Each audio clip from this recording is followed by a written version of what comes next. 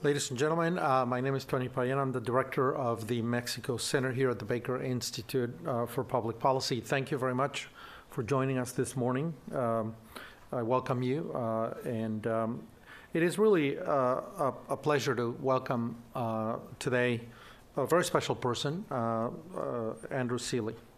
I think I've known Andrew for probably close to 17 years or so. Andrew is really not just a good friend and an excellent scholar, but I think a visionary of Mexico studies and think tanks in the United States. Andrew founded the Mexico Institute at the Woodrow Wilson Center, which was one of the first think tanks dedicated to the study of public policy in Mexico and the binational relationship. I mean, this is a real honor and privilege. In some ways, kind of an antecedent of our own Mexico Center here at the Baker Institute. That's a center with institutes, and this is an institute with centers, which tells you a lot about the meaning of the words institute and center. But Andrew certainly is a pioneer, and I met him because he invited me several times early on to the Woodrow Wilson Center to talk about Mexico, and I was a young professor at the University of Texas at El Paso, and I went there to present in various panels. Andrew is well known in the Washington, D.C. circles in public policy, in Mexico expertise, and of course, he is also well known and respected in Mexico. I think he's perhaps along with John Bailey from Georgetown University, the people that have made themselves well known and a point of reference in Washington, D.C. on Mexico and the USMCA relationship. So that is quite an honor to have Andrew here. Also, I can tell you that Andrew is an incredibly generous soul. 6 years ago, when I was thinking about the Mexico Center here at the Baker Institute, and I knew nothing about think tanks. I was just a 10-year professor at UTEP in El Paso. I said, well, I need to understand what I'm doing and to understand what a think tank does and how to do this. And so I asked Erica de la Garza, and I asked Andrew to come down to Houston. That was 6 years ago. Yeah. And we said, Andrew, we need to pick your brain. We need to understand what a think tank does. And he shared with us his own experience in launching his own project on the Mexico Institute in Washington, D.C., and he probably saved us a lot of pain and a lot of time because he gave us a lot of tips on what we needed to do, how to do it, and so on. You would have thought that somebody like Andrew would have seen, oh, this is our rival, our competitor, but he didn't see it that way. I remember Andrew saying, we need more centers on Mexico, and we need more study of the binational relationship. No country has perhaps a deeper impact on the quality of life for many Americans than Mexico does, culturally, linguistically, economically, socially, politically, and so on. So we need more centers on Mexico and the binational relationship, and Andrew just put everything on the table for us. And so we learned a lot from that, and I think I especially profited from his expertise. And then I guess a couple of years later, I'm not sure, I don't remember exactly, Andrew sent his book, a book on what do think tanks do.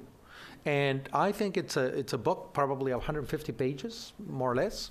And I read that book, and if you see my copy of that book, you will see that it's underlined, annotated on the margins, between the lines, and thinking about all the different aspects and things that a think tank does. And I learned also a lot from that book.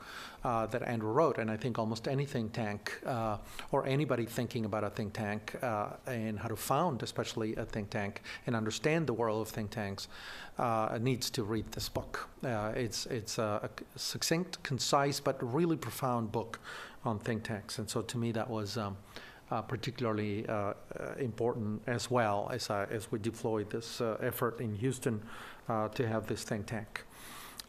So without much ado, I think it's a pleasure to introduce then Andrew here to you to talk about his newest book, Vanishing Frontiers, The Forces Driving Mexico and the United States Together. When I saw the book and when I saw the title, I said, what is Andrew talking about? We got Trump in the United States, now we got Lopez Obrador in Mexico. It sounds to me like we're drifting apart, not really being driven together. And so I think what Andrew has to say today is probably very insightful and very important, so that we keep in mind that even though we may have leaders that may not be in tune with our agenda, his and mine, that the two countries have gone through rough spots and times before, and yet they continue to be driven together. So the tendency over the long time is to come together. So there must be important insights that Andrew will share with us today. I want to end this by thanking our Mexico Forum members, all of them, but especially Heinz companies, Mr. and Mrs. Shapiro, the Mexican Business Council, Kimberly Clark, the Mexico and Merrick Brothers Construction Company. These are the companies behind the funding of all our events and all the efforts and a lot of the research that we do here. So I want to thank them especially, and then invite you to follow us on Twitter and LinkedIn and social media. So without much more, let me then leave the microphone to Andrew to share with us his insights from this book, and even beyond this book, what we're facing now and what he believes is coming up in the future. Welcome, Andrew. Thank you. Thank you, Tony. You up here?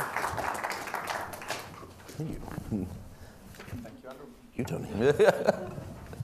Tony, thank you for a really generous introduction. And let me say, not only is Tony a good friend, but he is also a great scholar and a great public thinker on the U.S.-Mexico relationship and on Mexico. And what you've done with the Mexico Center at the Baker Institute, getting my nomenclature correct here, centers and institutes, right, is really fabulous. I mean, you know, in 5 or 6 years, being able to set up 5 years, being able to really, you know, lift up the issue of the U.S.-Mexico relationship and an understanding of Mexico in Texas, in Houston, in a place that really needs to understand this relationship, that has a lot invested in this relationship, is really impressive. And you made a huge mark on the relationship with this. And we need more of this around the United States. I mean, Texas, it is strange that Texas did not actually have more going on. I mean, there's always been great academic work, but this really adds a dimension that is much more in the public sphere. It allows people to engage on a policy level, on an economic level with what's going on with Mexico. And it's great to be at the Baker Institute. I mean, James Baker is himself such an amazing reference for diplomacy. It feels like this is a time we could really use his leadership right now, but we need it, you know, especially in this relationship, which he was deeply invested in himself when he was in government, in all of his different positions in government. But we know he also is playing that role through the Institute here. As Tony said, you know, there are few relationships, probably none, that matter as much for our daily life in the United States as Mexico. Now, there are relationships that matter for whether the world will be blown up tomorrow, North Korea, right? I mean, we're right to focus on these things. Clearly, China in geostrategic terms matters a great deal for the United States. But I would argue, too, that Mexico and maybe Canada matter more than any other countries for our day-to-day life. And I'll try in the next, 15 or 20 minutes, lay out a case for why that is. These are relationships that run deep in our daily lives, right? They may not be dramatic. We usually forget about Canada.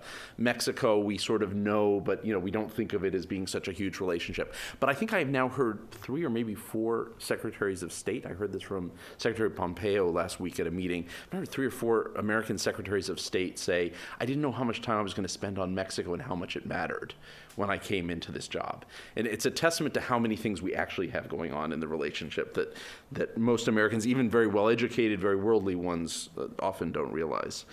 Let me throw out a few things. I mean, trade, right? About 30 American states, that was 2 years ago, it was 30, maybe more now, have Mexico as their first or second export market.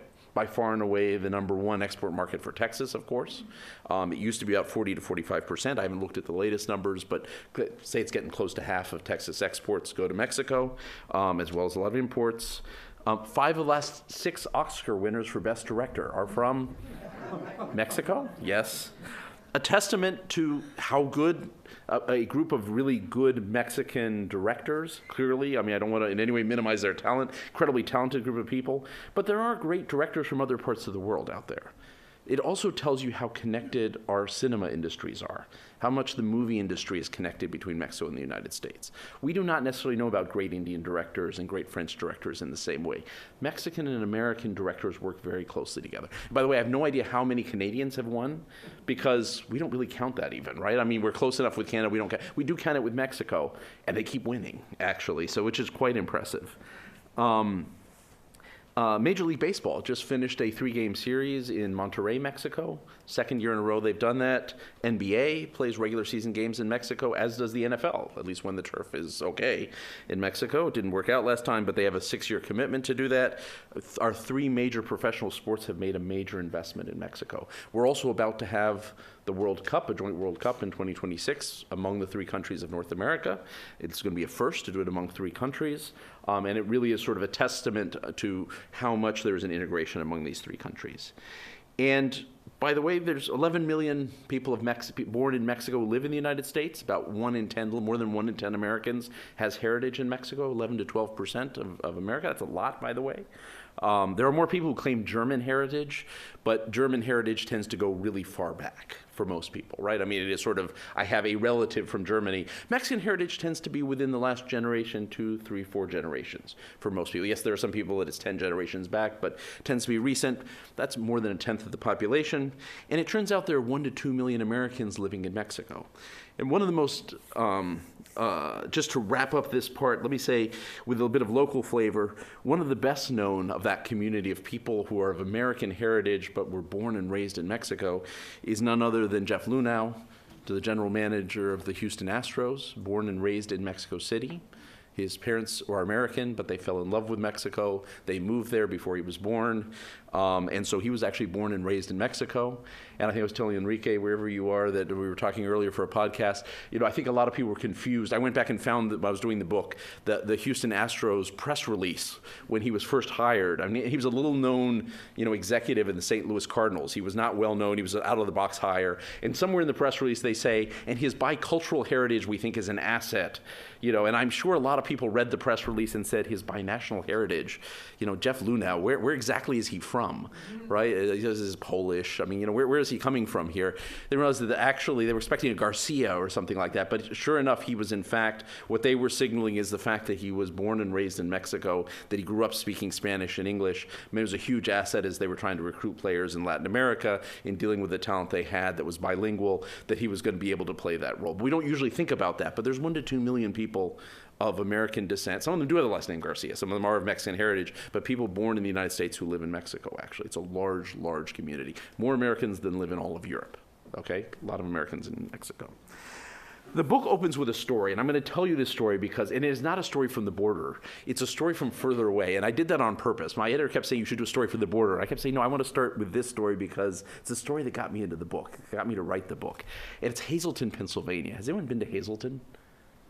Hazleton, northeastern Pennsylvania, not far from Allentown, very near Wilkes-Barre, up about 2 hours from New York, 2 hours north of Philadelphia, 2 hours sort of westish from New York. Hazleton got in the news back in 2006 because it became the first city that tried to adopt local immigration legislation in recent history to try and make it hard for people who didn't have documents to live there. They'd had a huge influx of Mexicans moving in, mostly people who were already living in the New York area, and then Dominicans, who mostly came from the New York area as well, moved in. It was a city that was starting to expand. It had some industrial parks. People started to come in large numbers. Rent was cheap. It was a good place to live. It reminded people who came from small towns of where they'd grown up. And you get this large influx of immigrants from Mexico and the Dominican Republic and a few other countries, but largely from those 2 countries moving in, and it creates a lot of tension, as immigration often does. Okay, and I work at the Migration Policy Institute. I can tell you I believe immigration is probably a net good for our country most of the time. Depends how you manage it, but almost always is a net good over time. But in the short term, it does create some real dislocation. locations, right? And we should be honest about that. I mean, it creates, strains on school systems. It creates strains on emergency rooms. It creates strains in terms of people's norms of living together, right? I mean, these things change, particularly rapid changes in demographics, create change in the way people live, and it creates pushback. But some things started to happen on the ground that were interesting. One of them was actually you saw the downtown of Hazleton, the business district and then the downtown, start to revive. Because it turns out immigrants are twice as likely as native-born Americans to start businesses. And this is true across countries of origin. It's true across income levels and education levels. Immigrants are just much more likely. We can talk about why that is. I mean, no one knows for sure. Risk takers, also harder to get into other kinds of jobs. Immigrants start lots of businesses. And so you saw the Hazleton business district come back. You saw the downtown area come back. At one point they renovated one of the beautiful old buildings in Hazleton. All but one of the businesses that moved in was immigrant-owned, all with Latino names, with Spanish last names attached to them. And so the city begins to come back. Income levels actually go up in the city, which is fascinating. But something else happens, which is also fascinating. And Hazleton is still in process of, dealing with this. There's still a process of change. The city's almost 50% Latino of immigrant origin. Not all are immigrants. A lot of the children are U.S. born. So it's been a rapid change in a short period of time, about 20 or 30 years. But the city's better off than it was. But that's actually not why I went to Hazleton. The reason I went to Hazleton was I was perusing a list of factories for a Mexican company called Bimbo, and one of them was in Hazleton. And I thought, there's a story here, and I don't know what it is yet, but I got to go up there and figure out what it is. And by the time I'm going up to Hazleton at the end of the month, actually, I've been going there for about 10 years now, there are actually 4 Mexican-owned companies in and around Hazleton. Right about the time that Mexican immigrants stopped coming to the United States, and the number of Mexican immigrants coming to the United States, particularly unauthorized immigrants, stopped coming around 2007, 2008, dropped way off. Mexican financial capital started flowing across the border into the United States. And so in Hazleton, you now have 2 plants owned by Grupo Bimbo. And if you haven't heard Grupo Bimbo, and everyone is avoiding snickering at the name, by the way. It's Bambino. They named it after a cute little bear, which was supposed to sound like Bambino for a child. It's the largest Mexican bread company. In the United States, we know it as Entenmann's. We know it as Selee, as Oro Wheat, as Bomboli Pizza Crust, Baboli Pizza Crust, as Stroman's Amish Bread, or as Thomas English Muffins, which we could call Thomas Mexican Muffins, but probably wouldn't sell quite as well at the moment. We're used to Thomas English Muffins, so they're sticking with that.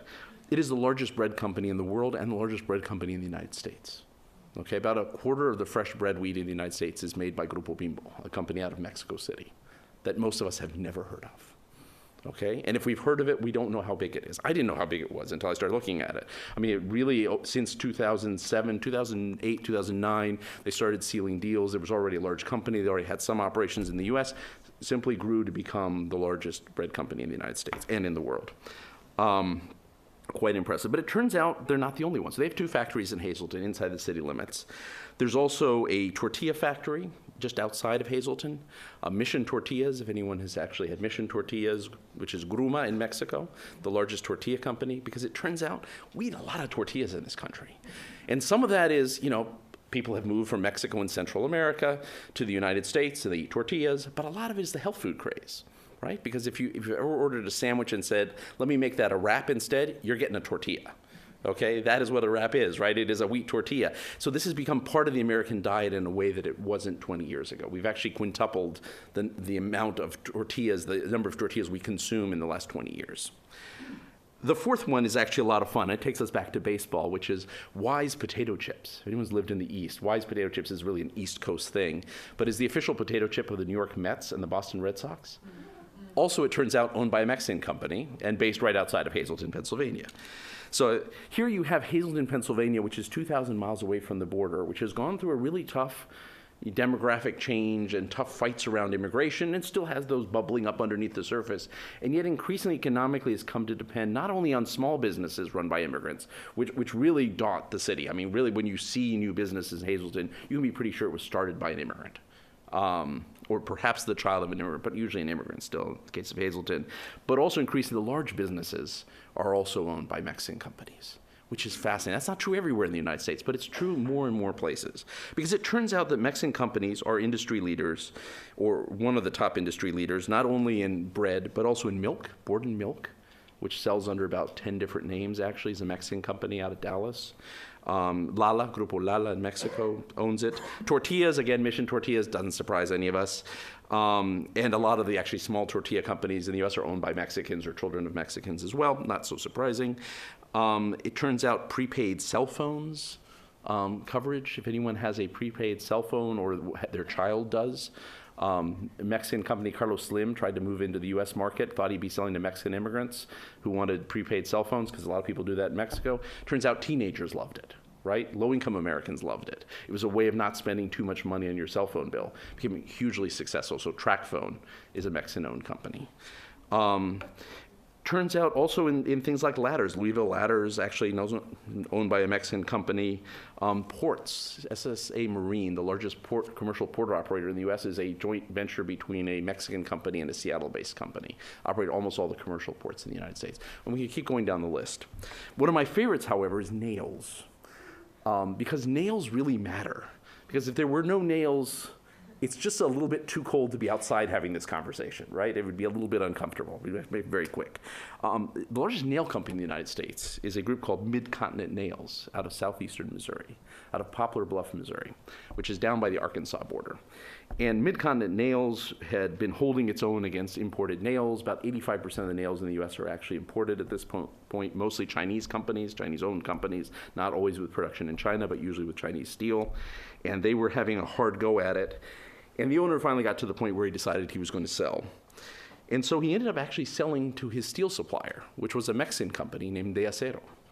So the largest nail company in the United States is owned by a Mexican company as well. A small company you've probably never heard of, actually. I mean, Acero it's the second largest steel company in Mexico, but Mexico is not particularly known for its steel. Mexico has two big steel companies, but it's not a major world supplier.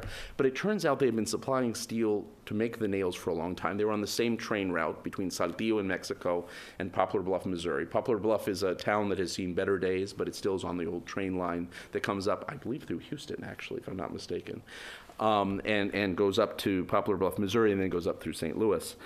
And the company has actually expanded. They've been hit a little bit in the last year by steel tariffs, so the future is a little less bright than when I wrote the book, but they're holding on. They let about 50 people go.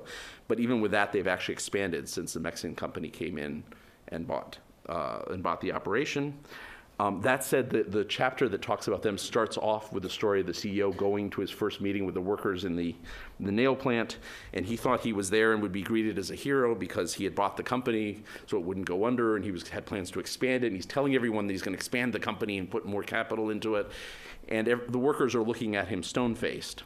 And he's starting to feel a little bit intimidated, as he told me, and I think, gently quote in the book, he's starting to feel slightly intimidated that a bunch of guys who work in a nail plant and are all a lot larger than he is are looking at him with enormous suspicion because they think he's about to pink slip them. Because it turns out that around the corner there is an air conditioning factory that has moved to Mexico, to Saltillo, exactly where he has his steel plant.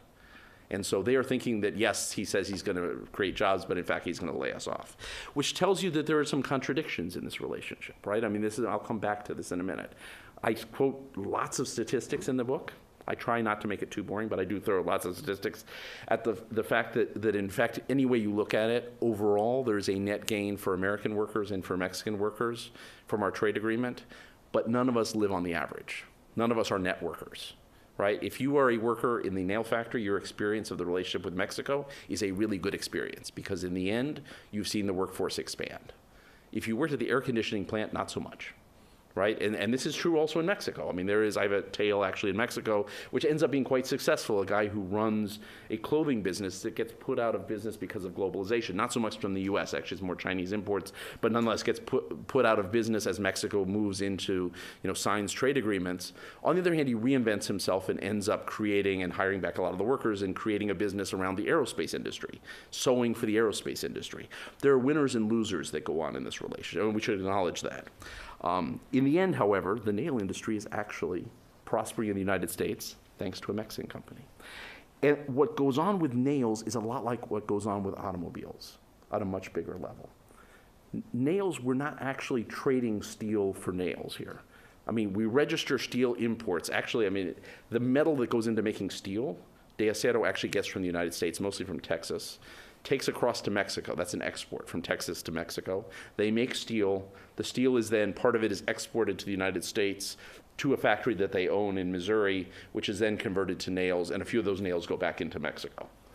Those are being registered as imports and exports, but in fact what's happening is that in the two countries we're making a good together. About half of what we call trade between Mexico and the United States is that. It is intra-industry trade. We're actually making things together. There is no other place in the world we do this other than with Mexico and Canada. With China, we trade things. With Europe, we trade things. With Japan, we trade things. I mean, most of what goes back, there are some shared industries, but most of what we're doing is actually sending goods made in one country to the other, being purchased there, and vice versa. With Mexico and Canada, much of what we're doing is actually sending things back and forth in the process of shared production, where we're actually making things together. So nails. These are nails being made in a joint effort. There are workers making steel in Mexico, workers making nails in the United States, and it is ultimately part of the same process. Same thing happens with cars. It would be almost simple. Has anyone been in a vehicle this week? In the last week? Probably a vehicle. If you've been in a car, an airplane, a helicopter, a motorcycle, whatever mode of transportation you use, bicycle I'm not so sure actually, but anything that's got a motor in it, it has likely been made in North America. It is almost certainly not an import. A plane still could be an import, but probably not. A car almost certainly is made in North America. It almost certainly was made by workers from the United States, Canada, and Mexico who all made different parts of the car. Chances are that it was assembled in the United States, but that some part of that content is Mexican and some part is Canadian, because we actually have shared production across the three countries. And so when we talk about trade, much of what we're doing is actually not literally trading, but actually making things together. And this is true of aerospace, this is true of appliances, this is true of lots of industries in our countries. And this is why in the end, and I'll come back to this in a minute, why in the end, the last two presidents of the United States, one Democrat and one Republican, have come to office saying they're going to get rid of NAFTA. And they don't get rid of NAFTA. In fact, we just negotiated an agreement that looks a lot like NAFTA. If anyone's been to Tijuana and seen the painted donkeys that are meant to be zebras, they're called zonkies. Zebra, donkey, you get it. Okay, they're actually called zonkies. I refer to the new NAFTA as a zonky, actually, because it is sort of the same NAFTA painted with stripes, so it looks different, but it is kind of the same thing. That's not totally fair. There are some things that are different in it, actually. There's some things that are modernized. There's some things that are more controlled trade, some things that are probably better if you're a free trader, some things that are worse if you're a free trader. But it's more or less 90% the same thing. And that's largely because President Obama decided to do nothing on NAFTA. President Trump decided to do something on it, but ultimately came back to embracing the notion of integration in North America. Because if you don't do that, yes, there have been trade-offs. Yes, people have done well and people have done worse. I would say on average, people have done much better than worse, but people have done well and not well. But at this point, you can't tear apart the three economies in the way you could have at a different point. And so in the end, we all end up at the same place, which is we have three economies that are linked together. We actually have to move forward under that understanding. Now, it would be easy to think right now that the government-to-government relationship is falling apart. That yes, we're doing fine economically. Yes, there are a lot of filmmakers hanging out together in their fancy Hollywood studios. We're eating a lot of Mexican food, and Mexicans are eating a lot of American food. A lot of hamburgers in Mexico, a lot of tacos in the U.S. Yes, we're playing sports together. Lots of these things are going on. But, politics, we really don't do anything together. And certainly the political rhetoric is not always great. Was that euphemistic enough? The political rhetoric has been difficult between the two countries, although not terrible. I mean, I think you actually have to parse things that are said by presidents in both countries. López Obrador is a skeptic of the United States. Trump is clearly a skeptic of Mexico. But Trump actually occasionally says positive things about Mexico and about the new government of Mexico. And López Obrador acknowledges he has a good relationship with Trump. I mean, it's a little more subtle than it looks. And when you get one or two levels down in the government, you actually hear people say things much more constructive about each other on a day-to-day level. One of the things that actually happened, was increasingly beginning to manage our border more closely. And this is something that started under the Bush administration, has continued under the Obama administration, and continues today under the Trump administration, seeing how we actually manage the border in a more constructive way. So we do a lot of things like pre-clearing trucks and pre-clearing people before they get to the border. So we know we're managing flows and not lines, which we can talk more about if you want. Trying to figure out who, it's the same thing if you have global entry.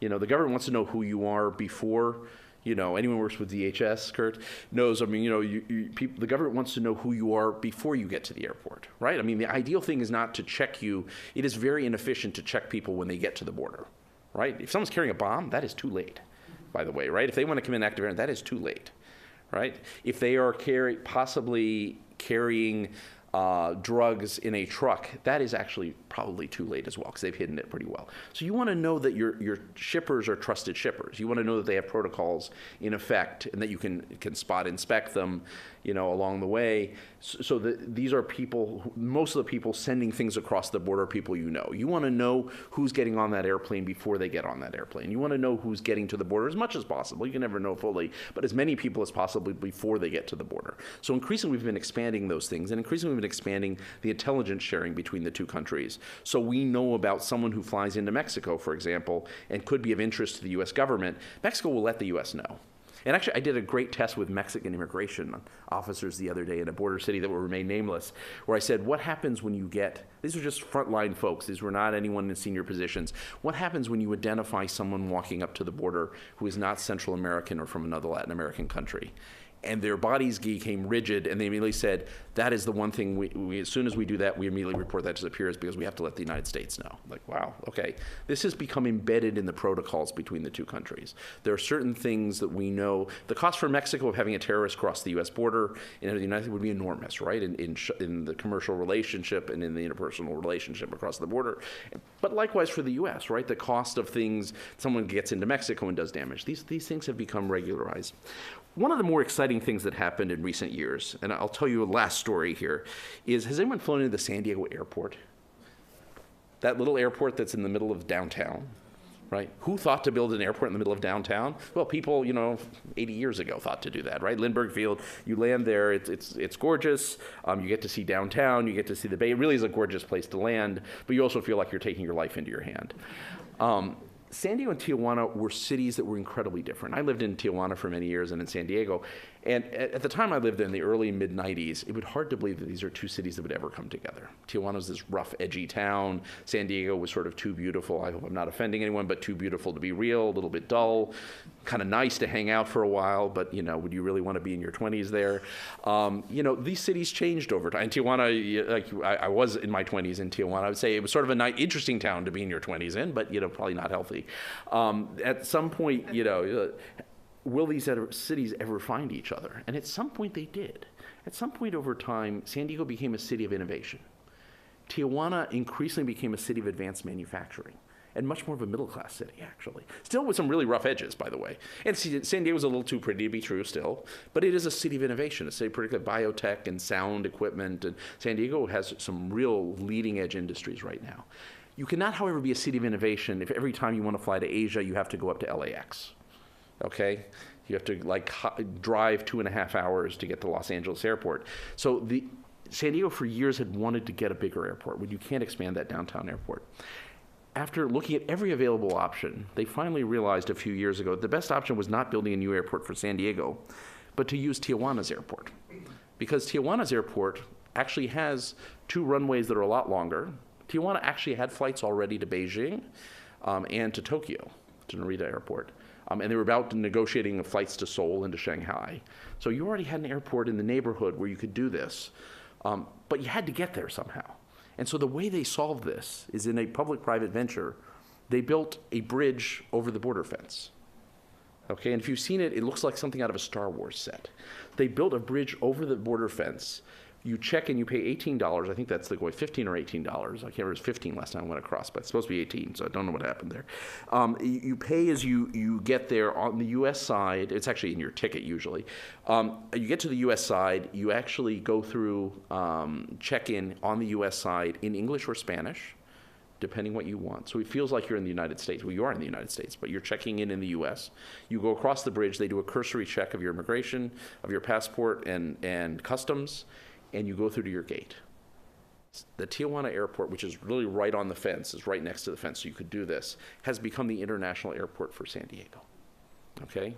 This was not driven by good feelings. It was not driven by, this is hippie California. This is, I can say that in Texas, right?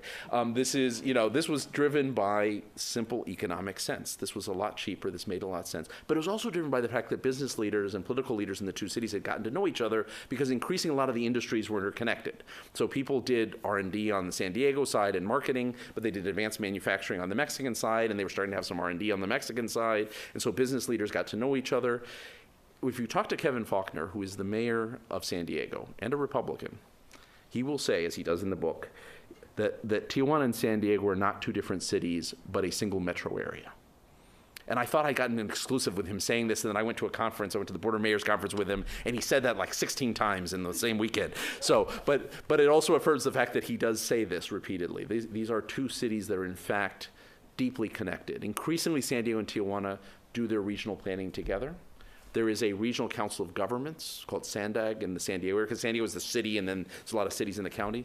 Tijuana has a place on the regional on the regional council of governments, and San Diego has an office in Tijuana. So they actually try and do their planning together, and they do a lot of their studies, particularly anything that comes close to the border. They do it together today. That's San Diego and Tijuana.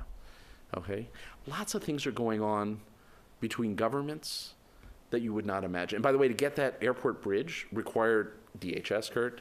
I mean, huge investment from DHS, which really led on this, but it also requires state government, environmental sign-offs, Department of Transportation of California, DOT, Department of Transportation of the United States. I mean, it was the alphabet soup of U.S. agencies at a federal level, state level, and city level that made this happen in record time. This kind of collaboration continues to go on in a very proactive way. The political rhetoric may be harsh at times, though not always, but the actual actions between our government are much more collaborative than you could ever imagine when it gets down to the granular day-to-day level. So there are some challenges ahead, and with this I will end. I think, first of all, preserving the economic ties. I think the one thing that could set us back is actually NAFTA falling apart without the new agreement going into effect. There is a legislative challenge in Congress, less in the Mexican Congress and the Canadian Parliament, but yes, in the U.S. Congress, get this approved. A number of Democrats are concerned about it. Some Republicans are concerned about it. It's not clear that it has an easy path forward, and there is a risk of the U.S. government, of the Trump administration, deciding to pull out of NAFTA to pressure Congress, and Congress not acting. So I think that's a real risk. There are legitimate concerns, and Tony knows more about this than I do, on organized crime violence between the two countries. One of the things we've seen is the drug markets getting reshuffled as opioids become much bigger part of the puzzle. Heroin was once a niche drug in the relationship. Cocaine was the main driver. Right now, heroin and fentanyl have become huge drivers. If you're Mexican, that is the fault of the United States because people are using this. If you're the United States, it's the fault of Mexico because weak rule of law and you can get drugs through in Mexico. But the reality is we're in this together, right? And we actually have to figure this out court. But these are things that are hard to deal with. And I deal with it a bit in the book. There's a lot of law enforcement cooperation that goes on a very deep level between the two countries, but it's tough stuff, right? And it's the kind of stuff that can easily become politicized. And finally, migration. There aren't many Mexicans that come to the U.S. unauthorized anymore. In fact, there were fewer Mexicans since December. There have been more Guatemalans and Hondurans crossing the border illegally than Mexicans. That is hard to believe, by the way. Mexico is a gigantic country next door, and yet not many Mexicans are crossing the border anymore. A lot of Mexicans are coming legally to the U.S., but a lot are leaving back to Mexico. But there are a lot of Guatemalans and Hondurans, not as many Salvadorans anymore, but a lot of Guatemalans and Hondurans. This is an issue that we need to get right, and I could talk endlessly about that, but I won't. But I mean, it is an area in which collaboration and creative thinking is really needed. Happy to talk about that more in the Q&A. But I mean, where we really could become either a focal point for enormous collaboration, or it could become an area that really drives, this is very sensitive to the commander-in-chief in the United States, but it's also one sensitive to Mexicans who have lived the immigrant experience recently and are sensitive about migration issues. This is the kind of thing that could blow up the relationship or could become an anchor that actually takes us deeper in the relationship. Regardless of what happens, I have a feeling that economics, family relationships, sports, entertainment, every other part of the relationship is going to move forward. My sense is, despite what we hear in politics, we're going to be moving forward. And our bigger challenge is going to be that we are what I call intimate strangers. And I know that sounds like some sort of romantic concept here. It's the title of the first chapter, but the notion that we actually have become deeply intimate partners, that in fact we are deeply linked together on multiple fronts. but we don't actually know how linked we are yet. And so beyond the border region, it's often hard to see the deep linkages that go on. We don't know that our nails are from Mexico, or actually from the United States, but supported by Mexico, or that the bread we're eating is Mexican, or in Mexico that whatever consumer good you're eating may actually be made in the United States or by a U.S. company that hires Mexican workers. These ties just go on, or the car we're driving is actually made by people who've worked in both countries to make it happen.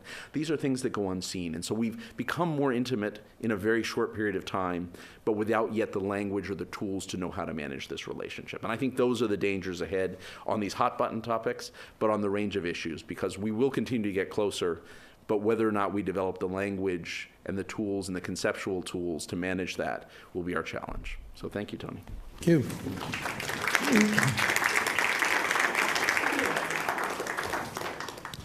Well, thank you, Andrew, for your insights. I have a couple of questions that and then I'll get to the to you and the audience. But I wanted to follow up on a couple of things. It's a segue, or your last comment, I think, is relevant. So, how do we make Nebraskans and Kansans and Montanans and the people in the middle of the country understand this? What do we need to do as scholars, as think tanks, as citizens? Those of us who have lived on the border, you lived in Tijuana, I lived in Juarez, El Paso, and understand the intricacy of the relationship, the complexity of the relationship, and we may be bilingual and bicultural and so on, and we see that every day. What do we need to do as think tanks, scholars, and citizens to get the rest of the country to come along in their understanding? I don't think there's an easy answer for this. I think part of what we can do is continue to put the facts out there and talking about it with as wide audience as possible. I mean, for that, I think, the Mexico Center, the Baker Institute has been a huge addition, because I think Texas is a natural partner of Mexico, and they were sort of lacking the ability to tell the stories that in this part of the country. It's harder to do that in Nebraska. It's harder to do that in Iowa. It's, the ties are still tight, but they aren't quite as visible in the same ways. But I think we need to get out to places like that, and we need to engage with people from those states. And I was surprised as I went around the country interviewing people. And this in some ways is when I first presented the book at a bookstore in D.C., the mother of a friend of mine who's an author stood up at the end, knows nothing about Mexico, but she's an author and just a very smart person, stood up and said, so this is not really a book about Mexico, it's a book about the United States. Like, yeah, you're right. Actually, it is a book about the United States. I mean, it's a book about how Mexico isn't present in our life in the United States. I think we need to be present to tell these stories around the U.S., but I was surprised as I went around the U.S. researching the book. I had people tell me stories where they actually knew a lot more than I did. I mean, there's a great interview with a soybean farmer from North Dakota in the book who knows exactly how North Dakota is tied to Mexico. I mean, he quoted me statistics up and down. And, he said, I've been to Mexico once. I don't really need to go there. I've got a broker that gets my soybeans to Mexico. He's not a Mexicanologist. He's not going to, he doesn't, but he knew all the statistics. I mean, he knows where soybeans go. He knows how much it matters and he knew what would happen. I tracked him down. He'd written an op-ed in a local newspaper in North Dakota, but he really knew the story. In Omaha, a story that didn't make it into the book, but there's a Latino museum, a fabulous Latino museum, that tells the history. Omaha has a Mexican community that goes back to the early part of the 20th century. And the Latino Museum, which was started by an American of Mexican descent, tells this incredible story. And they have, they bring in people from all over Omaha to sort of learn this history. And it's in the Slaughterhouse District. So it's the area that was sort of historically Eastern European and then became Mexican. And then the slaughterhouses moved outside the city. But it is now still a majority Latino neighborhood. But they really sort of draw on the broad wealth of people in Nebraska to come on and hear the story. I think there are a lot of storytellers out there. They're not going to be Mexicanologists because there's not, the ties tend to be one or two strands, not 15 strands like in Texas. But those people's stories are powerful. The wall. Yes. The president is pushing the wall, and it has to do with the border. The president has an idea that these two countries don't belong together. They're not part of a single North American platform. I mean, it's a very powerful discourse. It's a very powerful narrative. If the wall ever gets built, what kind of damage can this do, and can it ever be dismantled in the future? I'm less concerned about the wall, to be honest with you. I mean, I think it comes across, I think the wall is about more than Mexico. I mean, you know, to our friends in Mexico, I have said, when the wall was sort of the beginning of the Trump administration, I kept saying, you know, the wall is sort of, you know, isn't entirely about you. The wall is kind of us worrying about globalization. The wall is about, you know, we can't build a wall on the border with Syria, where we're really worried about terrorism. We can't build a wall, you know, with China, where we really do have some deep trade issues. You know, we don't jointly produce things. We worry about currency manipulation. But we can't really build in the middle of the Pacific. So, you know, Mexico has become that symbol, right, for how we push back on globalization.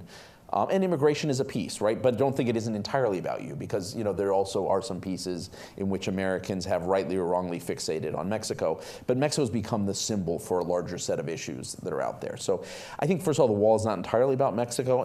But if it does get built, a real wall on the real border with Mexico, or some piece of it, I don't know, we have a wall on a third of the border already. If we get a wall on another third of the border, I doubt we'll get it all along the border. If there's a wall on, you know, 1,000 miles instead of 600 miles, or 1,300 miles instead of 600 miles, I don't know it'll make that much difference. It is, you know, and there are places, by the way, I would say wall is probably justified.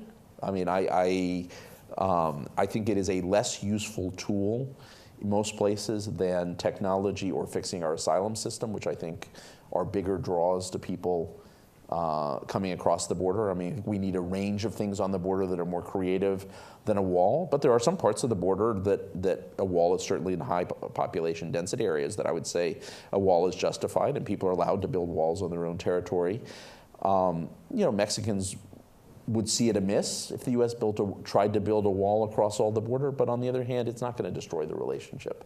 And López Obrador, the president of Mexico, is actually fairly pragmatic about it. I mean, his position has been, if Americans want to build a wall on their territory, you know, it's your money. So, yeah. We're not paying for it.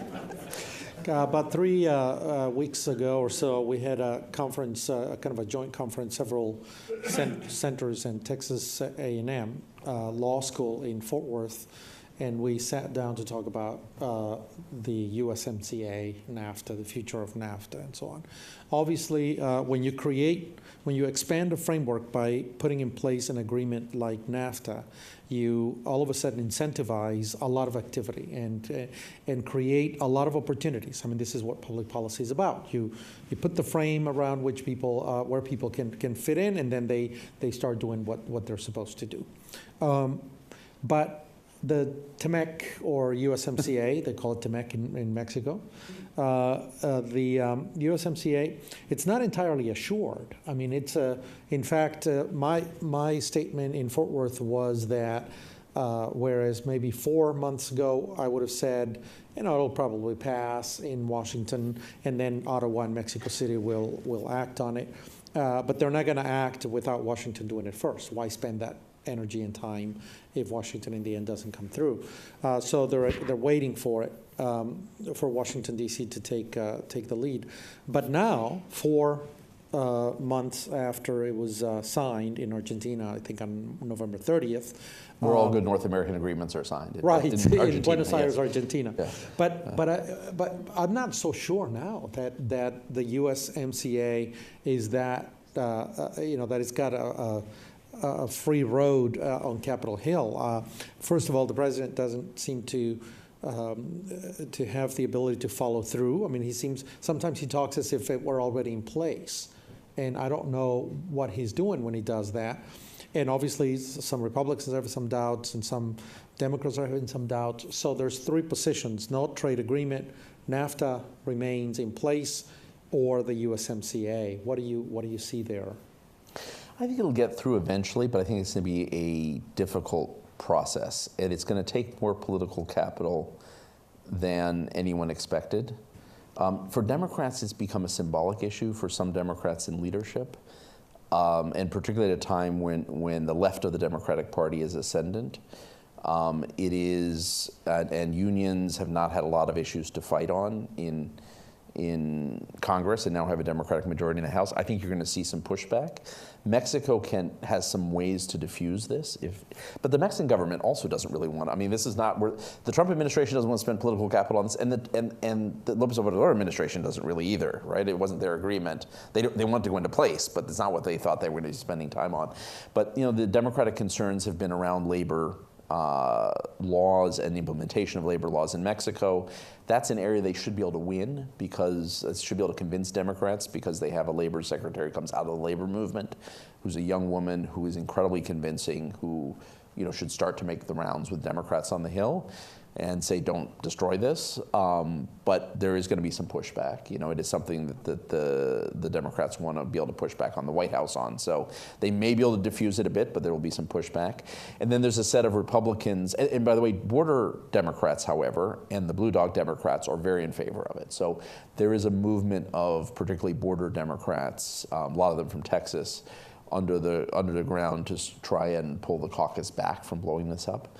On the Republican side, generally speaking, most Republicans are going to do what the White House wants, but there's a sector of Republicans, culturally conservative Republicans, who are concerned about protections for LGBTQ rights that were put into some part of the accord and would like to see that taken out. Opening up the accord is hard on either side, and so my guess is there's going to be an attempt to try and make, to kind of fit this through as is, but it may not look pretty. And I think it's going to take a lot of, both the U.S. and Mexico will end up spending a lot more political capital than they want. Some people were saying if it doesn't happen in 2019, 2020 is an election year. Yeah. It'll be more difficult, so we may be looking at 2021. And if President Trump doesn't get reelected, then I'm not sure. The scenario looks a lot muddier now than it did 4 months ago. The new agreement is better from my perspective in some ways because it's just got some things like energy and digital commerce and things that weren't contemplated in the 1990s, right? So it's good there. It's less good on some of the things, particularly on cars where it's more managed trade. I'm a little more of a free trader, so I'm a little less convinced by that. But it's probably not, it's not the end of the automotive industry either. It's all within range here. Right. But if it didn't get passed, we have an existing agreement that carries on. I think the danger is if Trump decides to pressure the Democrats by pulling out of the current agreement, notifying Congress that he's pulling out of NAFTA, and Congress doesn't act in time. You could end up with a really disruptive situation. I think it's unlikely, but it's certainly not impossible, and we know how hard it is for Congress to make big decisions these days. So. Yeah. One of the things I didn't mention in my introduction, but it's on the program, is that Andrew is now the president of the Migration Policy Institute, MPI, in Washington, D.C. Really, it's a premier think tank on immigration issues. And one of the things that's kind of driving a wedge between the two countries today is obviously the issue of immigration. Not Mexican immigration, no. Central American immigration. Again, Guatemalans, Hondurans, and I guess immigration from the Northern Triangle, although, as you correctly pointed out, Salvadorans had their wave, and it seems to kind of be down a little bit. But and Guatemala wasn't there, and now it is, and so on. Do you see any possibilities that Washington and Mexico City may come together and look at Central America as a regional problem and say, hey, as North America, perhaps even Canada collaborating on some of that, because I think Canada has a role to play on this. Is it possible to say, hey, we need to look at Central American development. We need to invest in this. We need to manage human flows. We need to make sure that we invest in providing opportunities for Central Americans so that they can stay. And I'm not saying that the future ought to be non-mobility. I think, on the contrary, developed societies are highly mobile. Yeah. But they're legally and legitimately mobile, right? The problem here is illegal mobility and refugee seekers, asylum seekers.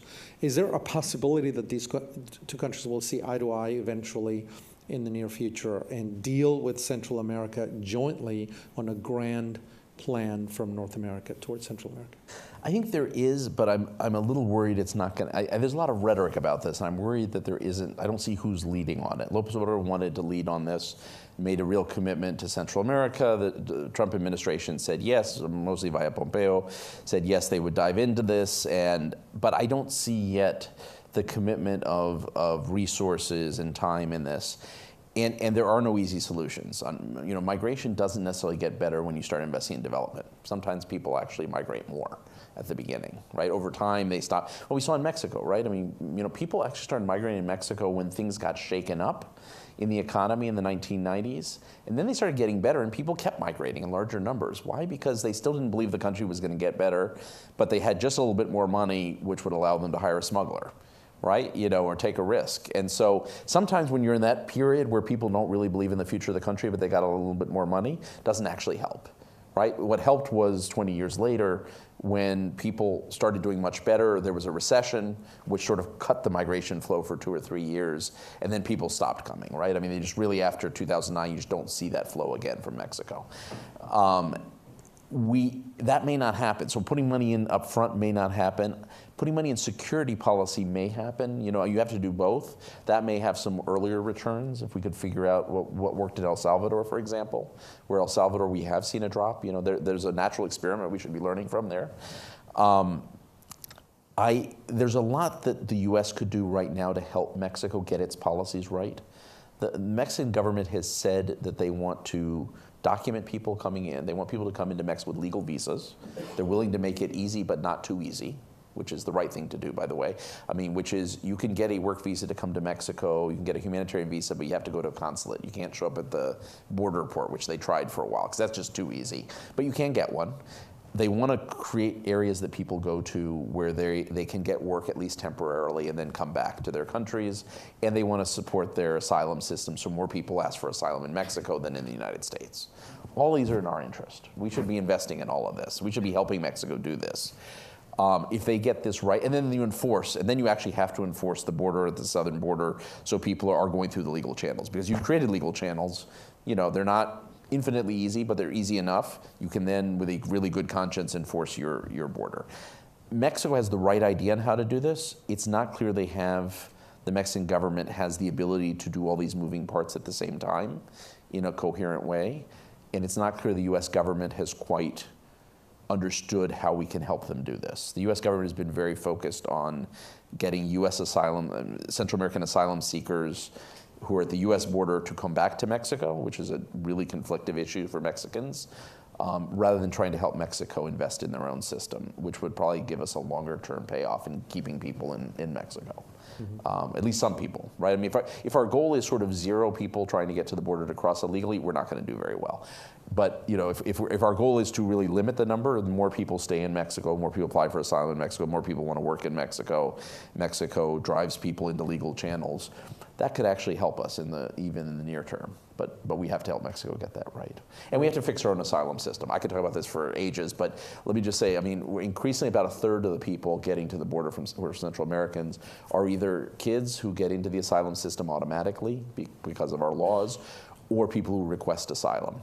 Unless we fix our asylum system takes 3 to 4 years for someone to get a judgment, that is both highly unfair to people that are fleeing from violence, who are really scared to go back, but it's also a terrible incentive for people that may not have a good case, who want to find another way into the country. So we're neither humane nor are we effective at deterring people.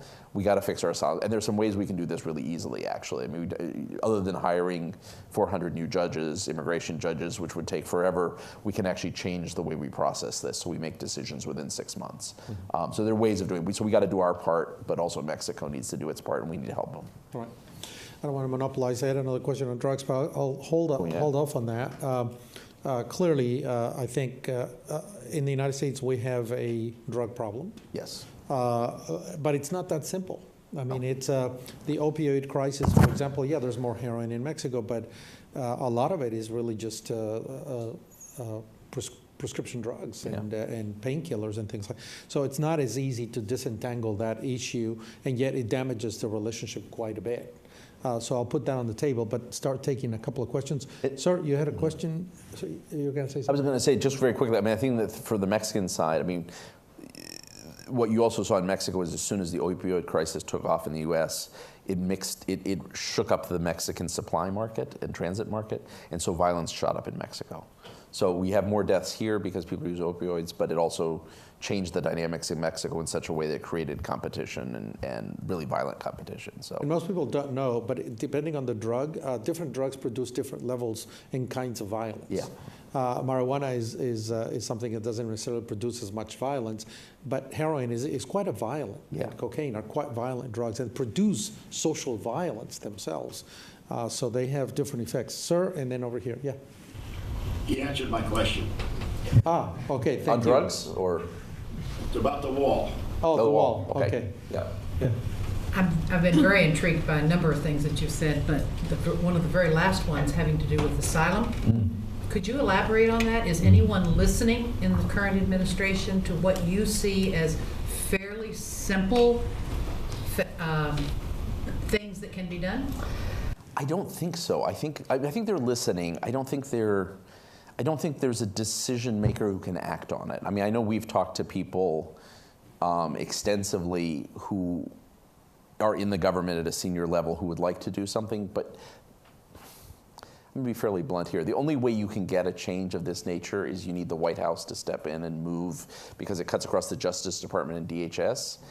And so the White House really has to be able to step in and force the rule change. What they could do that would be easy, I mean, easy is in relative terms, right? We're talking public, but nothing is easy, okay? But the relatively easy thing, I mean, if you want to hire, right now, if you apply for asylum, your case will end up in the immigration courts. Immigration courts are overloaded.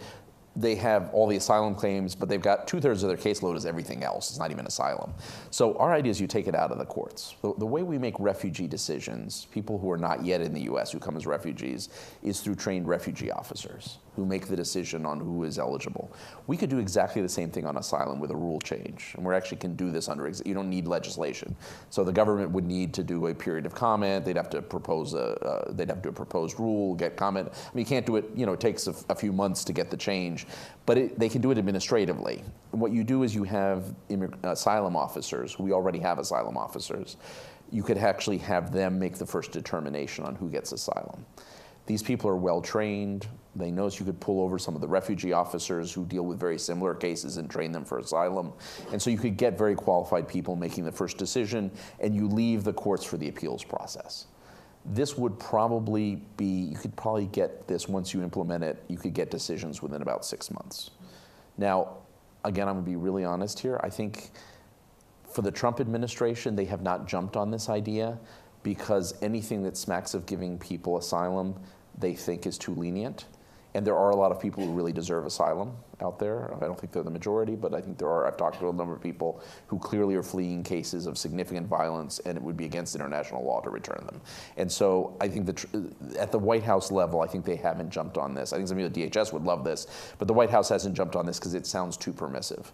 On the other side, I think a lot of the immigration advocates who like the idea in name like it less in practice because it also means returning people who don't make the asylum bar. And the reality is, if you apply for asylum now, the chances of getting deported are very low. The chances are you're going to be able to stay in the country for 3 or 4 years, and if you want to stay after that, you know, you can disappear. A lot of people do, by the way. When you hear people say they all disappear, they don't all disappear. Most people actually show up for their court case. I mean, surprisingly, most people do, but a lot of people do disappear also, right? It's still a large number that disappear. A large minority of cases disappear. And I think some of the advocates, when you look at the, say, look, we don't really trust the asylum decision, so we'd rather have things as they are. And no one will say that publicly. But I think on both sides, there's a sense, because I mean, this is what you end up with doing something like this is a lot of people would get justice quickly, but a lot of people would be returned quickly because a lot of people would get a negative decision after 6 months as well. I think that's a fair trade-off. I think that's, you know, being fair to people that are, we should be protecting people that need protection, and we should be doing it quickly, and this is the right way to do it, and we should be returning people that don't. You know, and as much as we can respect people's decision to want a better life for their families, asylum is not set up to let in people who don't have asylum claims. So we should return people who don't make the bar. But I think it's hard on both sides to make it happen. So, yeah. Well, I'll take one question, well, a couple questions, but together, and then we're going to go. Outside there's a table with the books, and you can also follow up in the conversation. Very quickly, here, and here, and then Andrew, one time.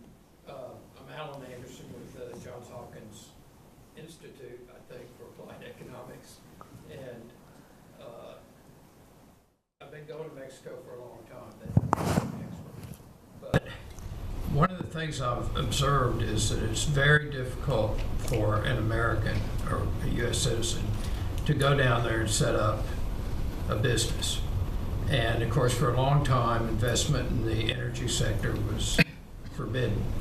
And you hear these horror stories about it takes 7 years, you have to bribe people, you have to show that no Mexican citizen could possibly do this, and then you're allowed to set up a business. Well, as an economist, I just see there's this disconnect across this border, disequilibrium, where people are going north, but how about capital going south? What's the current situation there? Okay, here, and then, yeah. You need to write this. You got it. I got it. That U.S. tourism in Mexico has been in the decline for a number of years, maybe a couple of decades, primarily because of cartels. And I'm wondering if there is any conceivable way that the U.S. and Mexico are going to do anything more than they've been doing with respect to controlling cartels. Yes. Yes, my question has to do with the assessment of the general feeling in the U.S. versus this concept that the Mexicans are taking jobs from U.S. workers. Is that resentment real? Is it growing or is it declining? Okay. And here, and then you have the last word, and we close. Yeah. I'm not sure if my question was asked because I couldn't hear, but I am interested in hearing you tell us who is using your migration think tank as a resource in Washington, not who isn't. I'd like to hear this. Great. Thank you. You have the last word, Andrew. Okay. I know they're very disparate questions, so you're going to I'll sort of skip through them quickly. Migration, at Migration Policy Institute, we get a good hearing in parts of the U.S. government and the executive branch, but I think less action. Congress, we hear from both Republicans and Democrats quite a bit, but again, Congress is sort of stuck on migration, but they certainly use our work.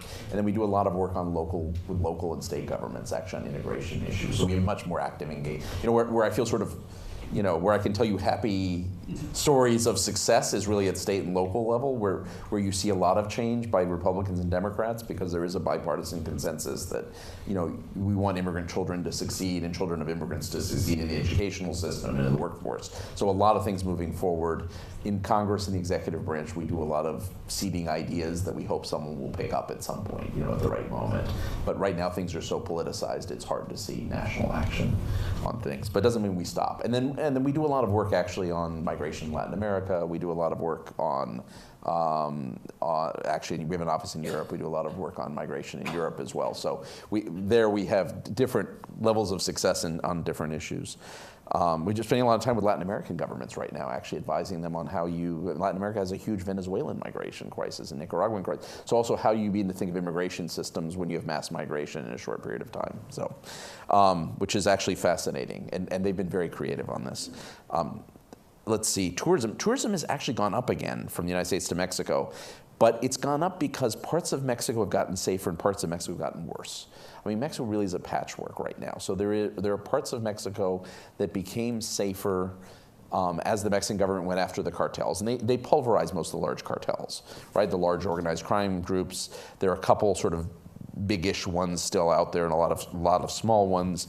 But this became many places a public security issue. Going to Tijuana or Juarez today is a lot better than it was a few years ago, right? You go to Juarez, it's gotten upticked a bit, but compared to where it was back in 2010, it is a much better city, right? You feel it in the bridges, on the bridges. There's a lot more traffic. There's a lot more traffic. People go back and forth. Americans started coming back again. But not true. I was from the state of Guerrero. The state of Guerrero was much worse than it was, right? So parts of Mexico have gotten worse, parts have gotten better. There's very deep law enforcement cooperation, intelligence cooperation between the two countries. But I feel like we've lost top-level leadership and strategic leadership on where that cooperation is going. So it works very well on a tactical level. We really do share information back and forth. But at one point, there was a lot of during the Calderon period, there was a lot of sort of thinking at a top level between the governments. Who do we target first? Who are the targets that are the most dangerous for the two countries? And let's go after them. Now it's a little bit on autopilot. Let's see, capital going south. Capital goes south even more than it goes north, actually. It does go south. But the problem is, I mean, because it's so hard to set up a business, and by the way, it's hard for Mexicans to set up businesses too. I mean, you know, it is one of Mexico's huge challenges is becoming, you know, entrepreneur friendly, right? It's hard. Mexico has a huge tech sector. I didn't talk about that, but a lot of fun. One of my most fun chapters, actually, researching, because I knew nothing about it, was actually innovation technology, which is, you know, Guadalajara, Mexico City to some extent, but Guadalajara particularly has become sort of Mexico's tech hub, really close to Silicon Valley and Austin and Boston and, you know, the tech hubs in the US, a lot of venture capital flowing back and forth. I mean, really fascinating, flowing both directions. But Mexico has not actually ever sat down, and Mexico's come some part of the way in the past 20 years in becoming easier to start a business, but it has never quite gone all the way and certainly has not dealt yet with the issue of non-Mexicans investing in Mexico. Including how do you attract talent, for example. Now that Mexico is moving the innovation economy, how do you set up your immigration laws so you can actually, when the US is becoming a little bit harder to get into, you know, this is time for Mexico to start stealing talent. You know, there are some people who've set up business, Silicon Valley firms that have set up businesses in Mexico specifically and in Canada because they can steal talent, right? And they can diversify who they bring in. But it isn't as much easier in Mexico than it is. It's not much easier in Mexico than it is in the United States, which they really should be capitalizing on. There's actually a great interview in the book with a guy named Bismarck Lepe, who is an evangelist for Guadalajara. And he grew up in a migrant family. His parents were Mexican. He never once thought of Mexico as a tech place. And at some point, a guy he hired to do a study tells him that he should think of Guadalajara, who has no Mexican ties. He comes in and says, not because you're Mexican, but I think you really should be looking at Guadalajara as a place to put the back office of the business. And he ends up doing it, becoming very successful. This guy's 37, by the way, and sold his business for $400 and some million. I mean, and he's a delightful human being. But he's actually become a big evangelist for Guadalajara and getting U.S. companies down there. But Mexico should want to actually capitalize on this talent, and they haven't gotten there yet. And finally, tourism assessment. What Americans think. It's really interesting. Americans' opinion of Mexico has gotten better.